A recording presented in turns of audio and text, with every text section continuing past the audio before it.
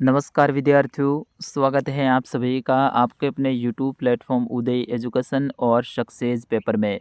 विद्यार्थियों, आज के इस वीडियो में लेके आया हूँ अर्धवार्षिक परीक्षा की दृष्टि से इम्पोर्टेंट कक्षा 8वीं का विज्ञान विषय का पेपर, जो कि आपके आने वाले अर्धवार्षिक परीक्षा की दृष्टि से वेरी मोस्ट इम्पोर्टेंट रहने वाला है और आप सभी विद्यार्थियों के लिए वरदान साबित होने वाला है। तो विद्यार्थियों, इस वीडियो को अंत तक देखिएगा। इसे अभी तक आपने लाइक नहीं किया है तो लाइक कर दीजिएगा, साथ ही चैनल को भी सब्सक्राइब जरूर कर दीजिएगा। विद्यार्थियों, यहाँ पर जो भी प्रश्न बताए जाएंगे ये सारे के सारे प्रश्न आपके एग्ज़ाम में पूछे जाने वाले प्रश्न हैं और एग्ज़ाम की दृष्टि से 101% इम्पोर्टेंट रहने वाले हैं। पूरा का पूरा पेपर मैं आपको उत्तर सहित फुल सॉल्यूशन के साथ में बताने वाला हूँ। और हाँ, कमेंट करके आप बताइए आपकी परीक्षा कब होने वाली है, वो कमेंट करके आपको ज़रूर बताना है। कई सारे विद्यार्थियों की हो भी चुकी हैं तो कई सारे विद्यार्थियों के अभी बाकी हैं। चलिए, पहला प्रश्न है, पेट्रोल जैसे ज्वलनशील पदार्थों में लगी आग बुझाने में उपयोगी है। तो इसमें CO2 कार्बन डाइऑक्साइड ऑप्शन ब इसका सही आंसर। फिर उसके बाद में दूसरा प्रश्न है, भारतीय विशाल गिलहरी का नाम है। तो भारतीय विशाल गिलहरी का नाम है वो बिसन है, ऑप्शन नंबर अ इसका सही आंसर। फिर उसके बाद में तीसरा प्रश्न है, आंतरिक निषेचन होता है।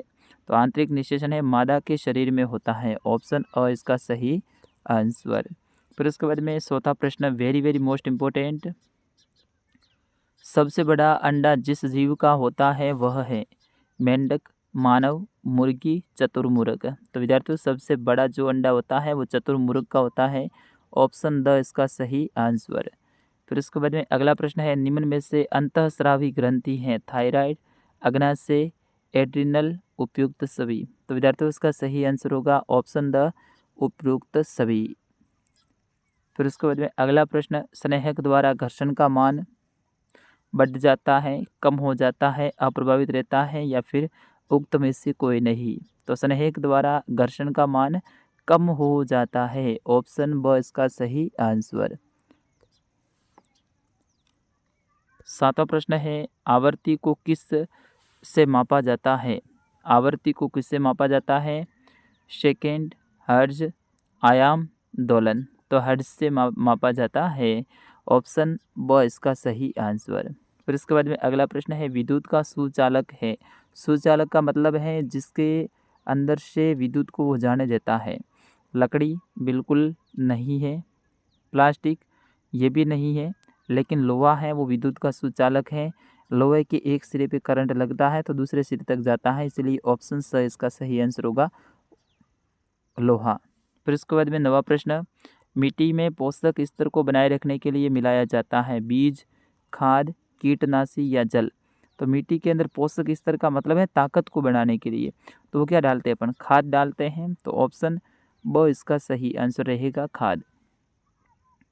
अगला प्रश्न है, खरपतवार हटाने को कहते हैं कटाई, निराई, बुआई, थ्रेसिंग। तो खरपतवार हटाने को निराई कहते हैं, फसलों को काटते हैं उसे कटाई, फसलों की बुआई करते हैं वो बुआई, और फसलों से फसलों को जो लेते हैं यानी उनके दानों को अलग करते हैं तो वो थ्रेसिंग कहलाता है।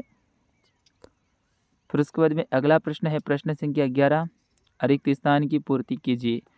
एक स्थान पर एक ही प्रकार की बड़ी मात्रा में उगाए गए पौधों को फसल कहते हैं, तो इसमें आपको फसल लिखना है। दूसरा है, हैजा जीवाणु के द्वारा होता है, इसमें आपको जीवाणु लिखना है। पेट्रोलियम के विभिन्न संगठनों को पृथक करने का प्रक्रम परिष्करण कहलाता है। क्या कहलाता है, परिष्करण। तो इसमें परिष्करण आपको भरना है। वाहनों के लिए सबसे कम प्रदूषक ईंधन CNG है, तो इसमें आपको CNG लिखना है। पांचवा है, लकड़ी और कोयला जलने से वायु का प्रदूषण होता है, इसमें प्रदूषण लिखना है। प्रवासी पक्षी सुदूर क्षेत्रों से जलवायु परिवर्तन के कारण पलायन करते हैं, इस तरह से आपको इसमें मिलान करना है। फिर उसके बाद में अगला है, टेडपोल। यहाँ पे देखिए, बाह्य निषेचन मनुष्य के द्वारा होता है। हाँ ठीक है, इसमें जरायुज और अंडाणु इन सभी को आपको एक दूसरे से मिलान करना है। फिर उसके बाद में 13वें प्रश्न की ओर बढ़ते हैं। 13वां प्रश्न है, सत्य और असत्य की पहचान करनी है। शीत ऋतु में उगाई जाने वाली फसलें खरीफ की फसलें होती हैं असत्य, क्योंकि ये रबी की फसलें होती है। दूसरा है हमारे वायुमंडल में 21% ऑक्सीजन गैस है, तो ये सत्य है। हमारे वायुमंडल में 21% ऑक्सीजन और 78% क्या है, नाइट्रोजन है। ये भी आपको ध्यान रखना है। फिर उसके बाद मिट्टी का तेल एक जीवाश्म ईंधन नहीं है, ये गलत है, क्योंकि वो जीवाश्म ईंधन है, इसलिए ये असत्य हो जाएगा। दहन के प्रक्रम में ऊष्मा तथा प्रकाश उत्पन्न होते हैं, बिल्कुल सत्य बात है। ऊष्मा भी आती है, प्रकाश भी होता है।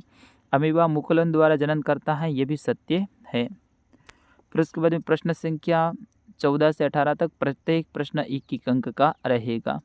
CNG का पूरा नाम, तो संपीड़ित प्राकृतिक गैस। दहन किसे कहते हैं? वह रासायनिक प्रक्रम जिसमें पदार्थ ऑक्सीजन के साथ अभिक्रिया कर ऊष्मा देता है, दहन कहलाता है। यानी बहुत ही इजी सा प्रश्न है। वह रासायनिक प्रक्रम जिसमें पदार्थ ऑक्सीजन के साथ क्या करता है, अभिक्रिया करता है और ऊष्मा देता है, यानी गर्मी देता है, तो वो दहन कहलाता है।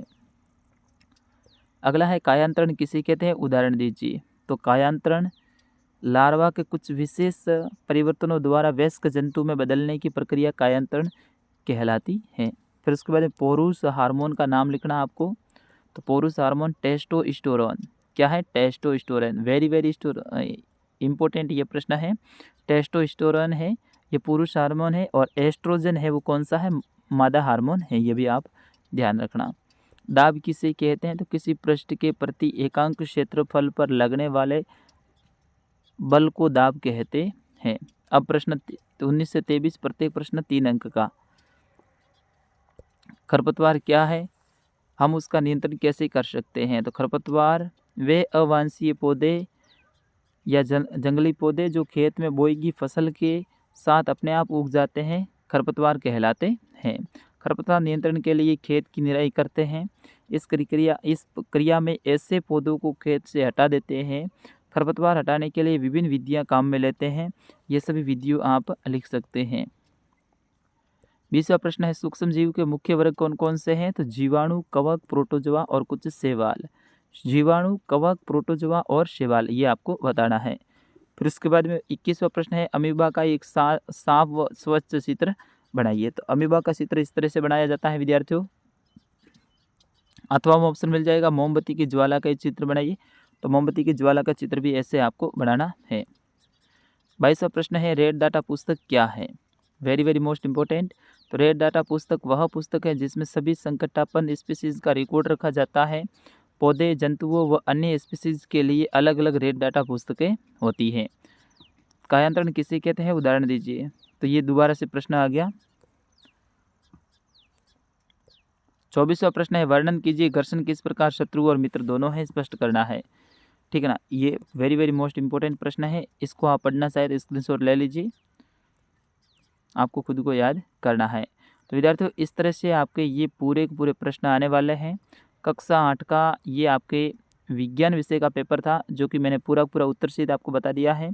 और भी आपके सामाजिक के और जो प्रश्न पत्र अभी बाकी रहे हैं उनके भी पेपर में अपलोड करने वाला हूं, तो उनके वीडियो देखने के लिए आप चैनल को सब्सक्राइब कर दीजिएगा। और हाँ, आप कहां से इस वीडियो को देख रहे थे और अभी आपके कौन कौन से सब्जेक्ट के पेपर बाकी हैं वो कमेंट करके ज़रूर बताइए। मिलते हैं अगले पेपर में, तब तक के लिए नमस्कार, जय हिंद, वंदे मातरम।